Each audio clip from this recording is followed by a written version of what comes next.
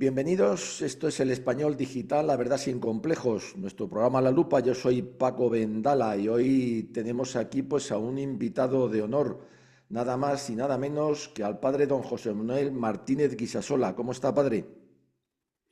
Muy bien, gracias a Dios, me encuentro muy bien. Gracias por la invitación y por la oportunidad de compartir este rato de charla. Pues nada, las gracias nosotros a usted. Tenemos aquí al padre don José Manuel Martínez Guisasola. Vamos a decir un poquito de él para que lo conozcan nuestros seguidores. Nada más y nada menos, doctor en teología por la Pontificia Universidad Gregoriana de Roma. Ahí es nada, la Santa Sede.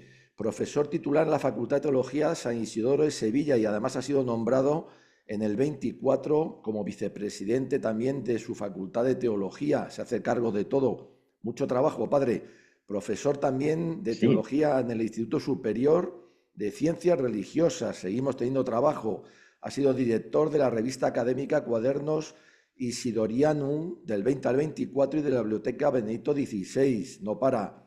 Fue también profesor en el Seminario Conciliar San Bartolomé de Cádiz.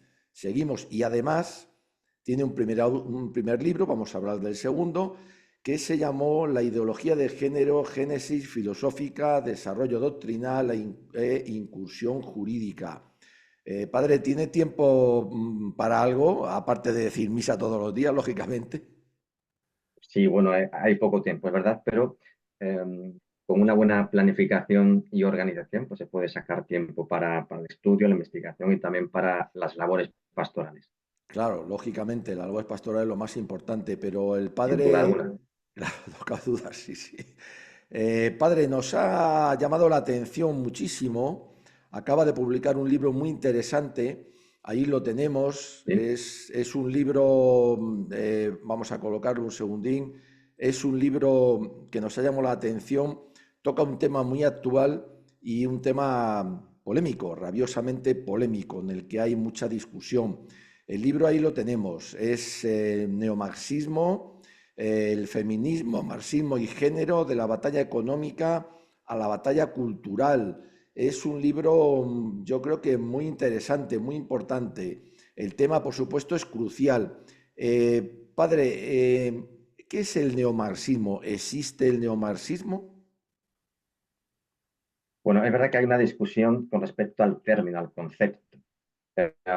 Yo empleo el término neomarxismo porque hay muchos autores que lo están empleando, ¿verdad? Que en el ámbito académico se emplea, se discute si existe o no.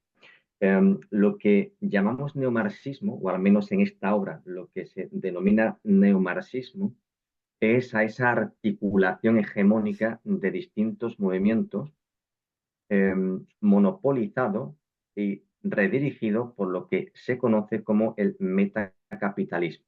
Es decir, entendemos por neomarxismo esa fusión entre feminismo, marxismo, género, que son corrientes articuladas hegemónicamente, pero que han tenido, eh, desde finales del siglo XX, una nueva dirección llevada a cabo por la plutocracia globalista.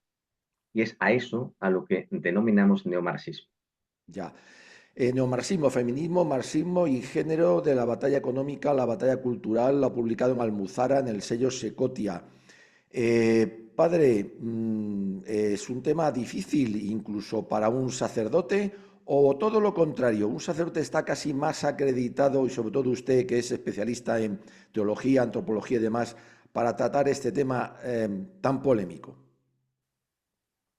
A ver, sí, puede ser un tema polémico, pero estamos en política. La política, desde su propio origen filosófico, era una parte de la ética. Entonces, yo creo que mm, estamos ante una situación social de una gran convulsión. A ver, el libro, la motivación del libro responde a una pregunta. En una ocasión, desde el ámbito académico, se me plantea esta cuestión: ¿cómo explicar lo que está ocurriendo, lo que está pasando? Ante la pregunta, mi respuesta es, bueno, ¿y qué es lo que está ocurriendo? Claro. Eh, lo que se me plantea es que nos encontramos ante un contexto social, político y económico bastante convulso. Aquí lo que se plantea es que en Occidente nos encontramos ante lo que se llama una batalla cultural. Ya. Entonces, ¿qué tenemos en Occidente? Lo que entendemos por Occidente ha sido la unión del pensamiento filosófico griego, del derecho romano y del Evangelio que surge de Jerusalén. Cuando se produce esta fusión, surge lo que se llama, lo que los moralistas denominan un sistema axiológico. Ajá. ¿Qué es un sistema axiológico? Es un conjunto de normas, de principios y de valores que regulan el comportamiento de las personas. Cuando este sistema axiológico se vincula, se une a una cosmovisión, es decir, a una visión del mundo, del hombre y de la existencia, Ajá. entonces surge lo que se denomina una civilización. Cuando Correcto. esto surge, Ajá. Occidente, Occidente deja de ser una demarcación geográfica para convertirse en una civilización. Cuando se me pregunta qué está ocurriendo en Occidente, en última instancia lo que se me está preguntando es qué está ocurriendo en la civilización de base cristiana. Ya. Nosotros podemos comprobar que desde la Revolución Francesa para acá, aunque se inició un poco antes, pero sobre todo desde la Revolución Francesa, la cosmovisión, es decir, la visión del mundo, del hombre y de la existencia, ha sido puesta en duda y fuertemente atacada. Ya. Sin embargo, después de la Revolución Francesa, el sistema axiológico, es decir, el conjunto de normas, de valores, de principios que regulan el comportamiento humano, siguió vigente. Ya. Sin embargo, es en el siglo XX donde se empieza a atacar no ya la cosmovisión cristiana, sino el sistema axiológico, es decir, el conjunto de valores de base cristiana. Ya. Es aquí donde el libro intenta dar una respuesta, es decir, qué ha Claro. ocurrido para que se esté atacando a este sistema axiológico. Claro. Padre, le voy a poner una fotografía, ahí la tiene. Había un marxismo. Decían que en el año 89 había desaparecido. ¿Ha desaparecido o simplemente ha mutado y a peor? ¿Es esto verdad lo que dice esta fotografía? A pesar de esos millones de muertes, ese desastre siempre que acaba, independientemente de la cultura y del lugar del mundo, el marxismo, el comunismo, el socialismo, siempre ha acabado entre toneladas de miseria y ríos de sangre. ¿Es verdad que sigue existiendo o ha mutado de otra forma, pero sigue siendo el mismo? A ver, tenemos una mutación del marxismo sin duda. O sea, lo que se conoce como marxismo clásico ya dejó de existir. Lo tenemos, la mutación, pues a finales del siglo pasado. A finales del siglo pasado se dieron una serie de circunstancias que a los teóricos marxistas los obligaron a replantear su estrategia. ¿Qué ocurrió a finales del siglo pasado? Pues tenemos la caída del muro de Berlín en 1989, la implosión de la URSS a finales de 1991, la pérdida del obrero como sujeto revolucionario. Ajá. Estos elementos hicieron que el marxismo necesitara una reorientación. En este sentido, entra en escena un autor muy importante que fue Ernesto Laclau, o Laclau, que él escribió una obra, Hegemonía y Estrategia Socialista, en 1985, donde lo que él plantea es la necesidad de reactivar el marxismo Ajá. mediante una articulación con otros movimientos. Movimientos como el feminismo, como el ecologismo, como el multiculturalismo, pues eran movimientos que tendrían que unirse a esta nueva visión del marxismo para poder mutar. Y hemos pasado de un marxismo clásico que daba la batalla en el plano económico, es decir, en la estructura, para pasar a un marxismo eh, reconfigurado que da la batalla en el plano cultural. Ya. Eh, Pero sí, sí, sí, sí, no, no, siga, siga. sí. Digo que en esta batalla del plano cultural es donde entra en escena lo que yo denomino en el libro neomarxismo, que es Claro. cuando el globalismo metacapitalista entra en escena para apoderarse de este nuevo movimiento. Occidente, usted lo ha dicho muy bien, ha hablado ya de Occidente. Ahí lo tenemos, padre. ¿Esta imagen es válida? Sí, la idea que se plantea desde estas posturas ideológicas es eliminar un sistema axiológico, es decir, un conjunto de valores, pero no dejar al individuo sin ningún sistema axiológico, Claro. sino creando otro.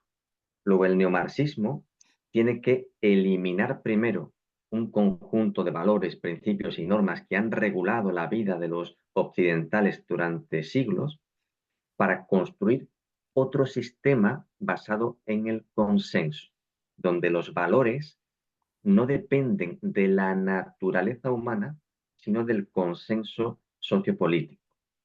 Y evidentemente, para hacer esto, se necesita controlar, por un lado, los medios de comunicación y, por otro lado, el sistema educativo formal.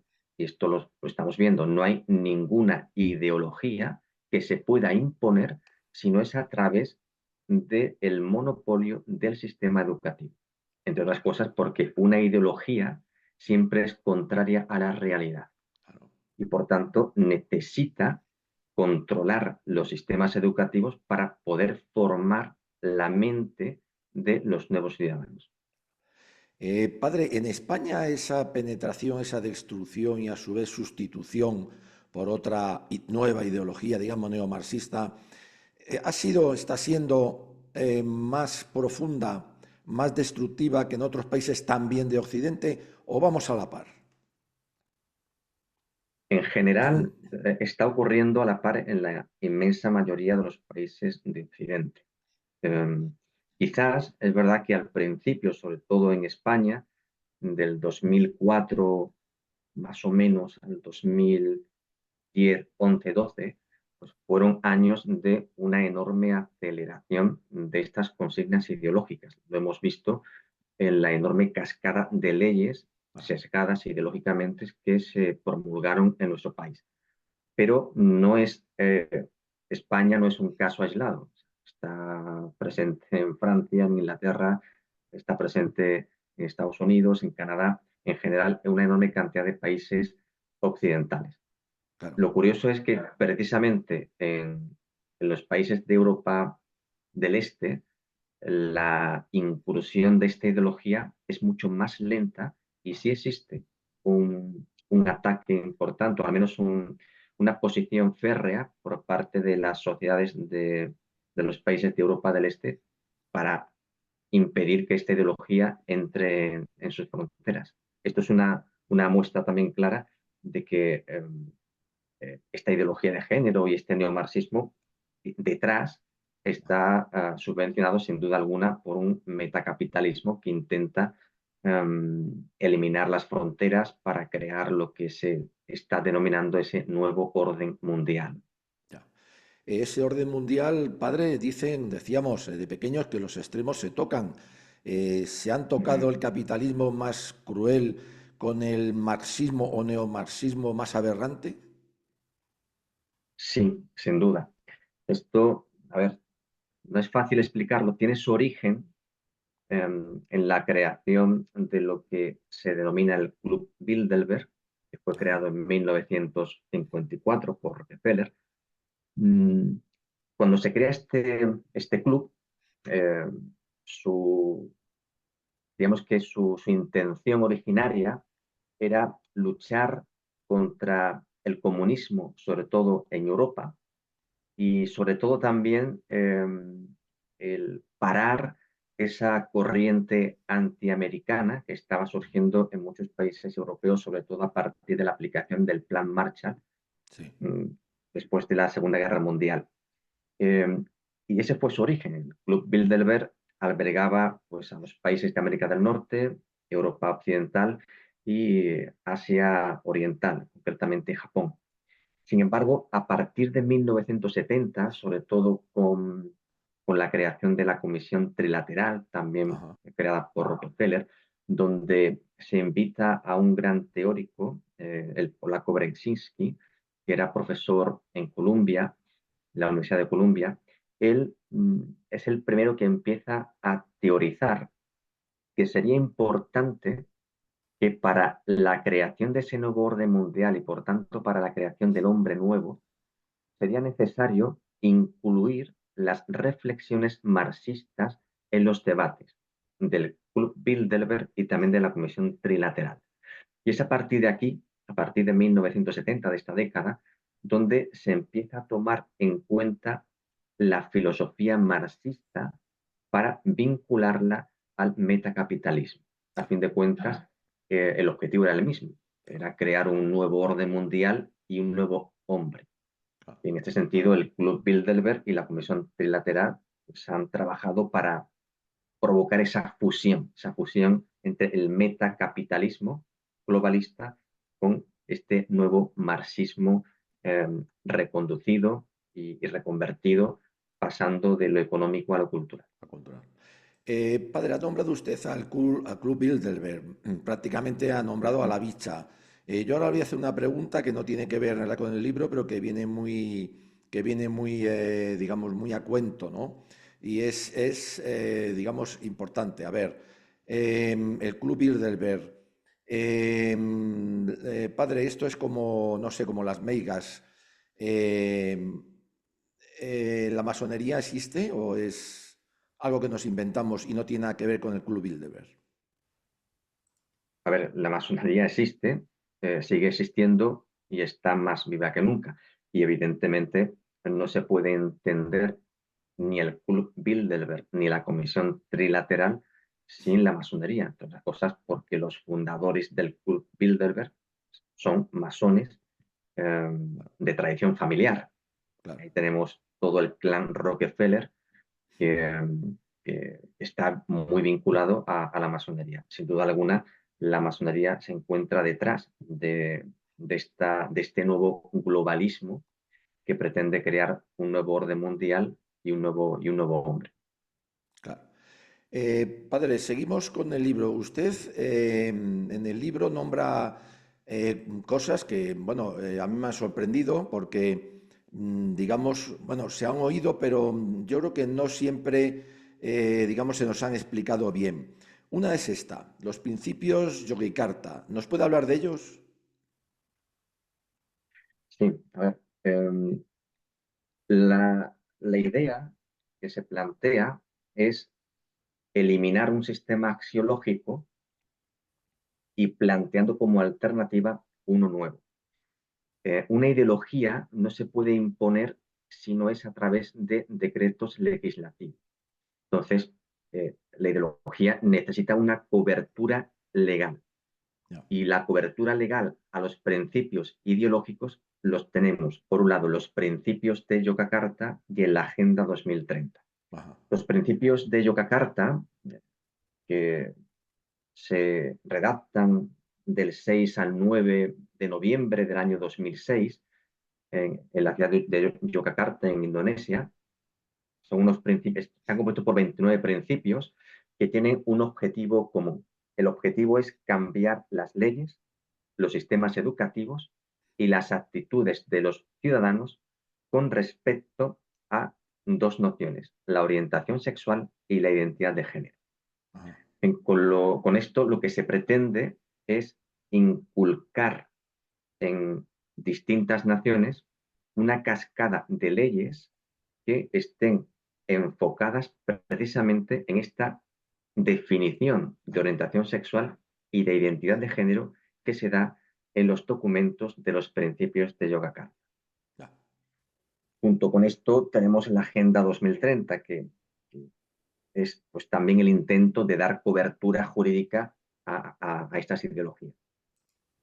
¿Cuál es el fundamento de los principios de Yogyakarta? O más que los fundamentos, en la finalidad última, pues es ir vaciando los sistemas democráticos de los países para crear una superestructura nacional que sea la que decida sobre las leyes que se aplican en cada territorio.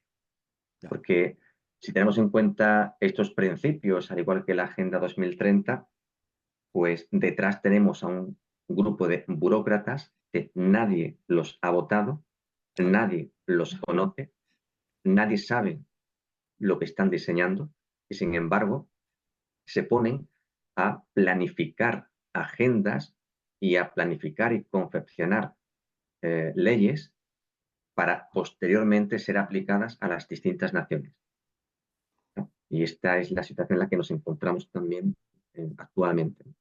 claro. Padre, nombra usted también algo interesante, se habla también mucho de ellos, pero al final yo creo que poco sabemos el contenido. Aquí lo tenemos, la teoría Kerr.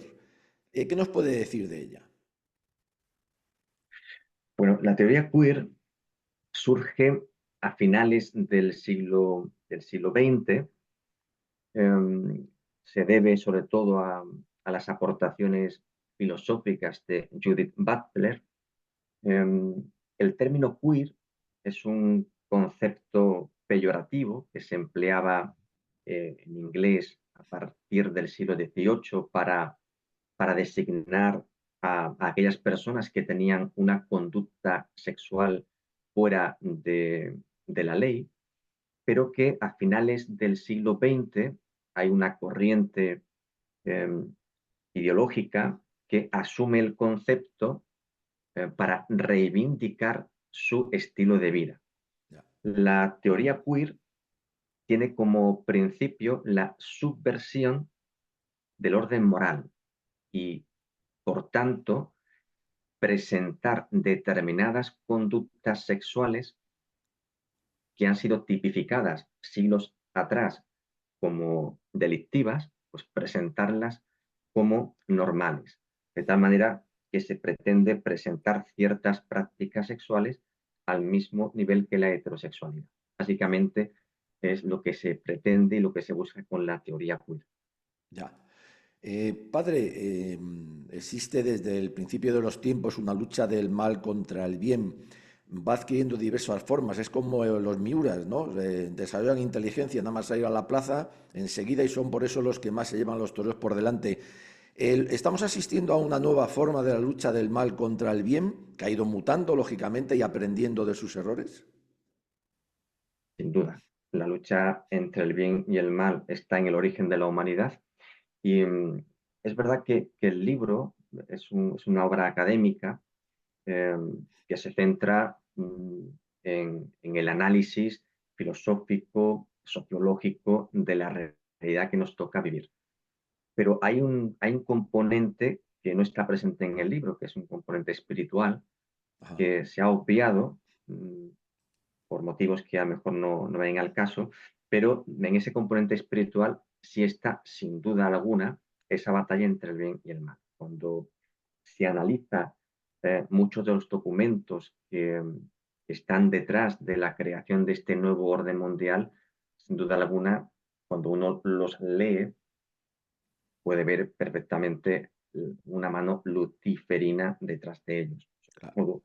todo por muchas de las consignas y premisas que intentan inculcar. Claro. Estamos ante la descomposición de la civilización cristiana en Occidente, pero estamos sin duda asistiendo a la destrucción del propio hombre, ¿no? Con ese tipo de premisas ideológicas y de consignas ideológicas. Claro. Padre, nombra usted también el manifiesto SCUM. Háblenos de él un poquito. Sí, bueno, el manifiesto SCUM fue escrito por Valerie Solanas, una norteamericana. Eh, es un texto, realmente es un texto ridículo, pero que sirvió para reactivar la lucha entre hombres y mujeres. El manifiesto SCUM lo que pretende es emascular al varón, es decir, es castrar al varón en la sociedad y crear una sociedad de mujeres. Esto pues, dio origen a un tipo de feminismo, un feminismo radical, un feminismo que eh, reivindica su lucha atacando a la masculinidad, atacando al varón. Esto, o sea, el manifiesto SCUM, digo que como texto es un texto panfletario sin ninguna base académica de ningún tipo, pero algunas de sus ideas sí han sido promovidas desde un feminismo subvencionado. Es lo que ha generado esta lucha sin sentido entre hombres y mujeres. Mujeres, claro. Padre, ha nombrado usted una cosa muy interesante. Ha nombrado, por supuesto, varias veces, pero ha tocado un tema que a mí también me preocupa. ¿Estamos asistiendo a la segunda caída de la civilización occidental si tomamos la primera, la romana, de la cual todavía seguimos escarbando? Sí, a ver, esto hay muchas personas que no quieren verlo y a otras pues que le cuesta creer. Toda civilización tiene un momento de nacimiento, de desarrollo, alcanza un punto álgido y a partir de ese momento empieza a decrecer hasta que desaparece. Eh, ¿Significa esto que el cristianismo va a desaparecer? No. Lo que significa es que la cultura occidental de base cristiana es la que está condenada a desaparecer. Europa, por ejemplo, la Europa occidental de base cristiana, sinceramente creo que le quedan 2 telediarios. Eh, Posiblemente América, cuando digo América me refiero al continente americano, que, que esta cultura occidental pueda resistir un poco más tiempo, pero es cierto que lo que entendemos por cultura occidental tiene los días contados. Eh, Europa ha renegado de sus raíces y cuando un pueblo, cuando una cultura renuncia a sus raíces, se debilita, se seca. Es lo que está ocurriendo, al menos en Europa occidental. Y sin duda alguna, lo que hemos conocido por la Europa occidental, por la civilización occidental en el viejo continente, sin duda va a caer. Lo hemos contemplado con la caída del Imperio Romano en Occidente y lo estamos contemplando también con esta nueva civilización, esta herida de muerte, sin duda. Claro. Palabras fuertes, padre, su libro es una maravilla, es un libro valiente, es un libro que va a contracorriente, por cierto. Bueno, son palabras duras, pero ¿existe el efecto avestruz del que se empieza a hablar? Me refiero por parte de los occidentales en este caso. Sí, hay muchas personas que no quieren ver la realidad en la que nos encontramos. De hecho, en el último capítulo del libro, aparte de nombrar a, a aquellas personas que son los que manejan los hilos de esta nueva revolución cultural en la que nos encontramos, yo planteo algunas medidas para dar esta batalla cultural. Correcto. Y la primera puede ser una obviedad, pero es tomar conciencia de que estamos en una batalla cultural. Si hay personas que siguen mirando para otro lado o pensando que es imposible vencer, pues así es muy complicado pensar en resultados positivos. Yo creo que lo primero es tomar conciencia que estamos inmersos en una batalla cultural